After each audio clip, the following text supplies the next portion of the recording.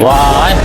你睇呢台車嘅膠套，你睇睇鬆成咁，你駕駛肯定響啦，駛起身肯定唔穩啦。點解會咁㗎？哦，呢個係屬於正常嘅老化。有啲車輛咧，一定嘅年份咧，佢膠套屬於膠質嘅，咁時間長會老化，會鬆擴，導致損壞。如果你台車咧行起身亦都有底盤好散、鏗鏗響嘅情況下咧，大多數原因咧可能都係呢個膠套老化損壞咗，所以咧需要定期檢查同更換啊。今日過嚟處理底盤異響嘅咧係呢台捷豹啊，睇我哋師傅點樣同佢處理。更換咗呢啲配件之後咧，問題完美解決。